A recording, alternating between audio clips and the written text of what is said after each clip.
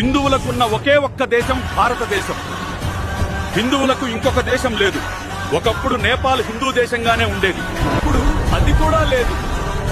ముస్లింలకు ఎన్నో కంట్రీస్ ఉన్నాయి, క్రిస్టియన్స్ కూడా ఎన్నో దేశాలున్నాయి. హిందువులకు ప్రపంచ వ్యాప్తంగా ఏదైనా ఆపద జరిగితే, అనుకోనిది జరిగితే, ఆ దేశాల నుంచి వెళ్లగొట్టబడితే వాళ్లందరినీ ఆదుకునేది నా భారతదేశం మాత్రమే. అలా వెళ్లగొట్టబడిన వాళ్లు ఇక్కడికి వస్తే భోజనం పెట్టేది ఇక్కడే. కాబట్టి హిందూ మతాన్ని కాపాడుకోకపోతే, హిందూ ధర్మాన్ని కాపాడుకోలేకపోతే, ఈ ఒక్క దేశం కూడా మనకు లేకపోతే మన పరిస్థితి ఏంటో అర్థం చేసుకోండి. 850 సంవత్సరములు ముస్లింస్ పరిపాలించిన, 200 సంవత్సరంలో క్రిస్టియన్స్ పరిపాలించిన, హిందువుల దేవాలయాలపైన దండెత్తిన, సంస్కృతి మీద, సంప్రదాయాల మీద దండెత్తిన మత మార్పిడి జరిగిన హిందూ దేశము నిలబడగలిగింది కదా. హిందూ దేవుళ్లున్నారు కదా. భారతదేశాన్ని కాపాడుకోవడం చాలా చాలా అవసరం.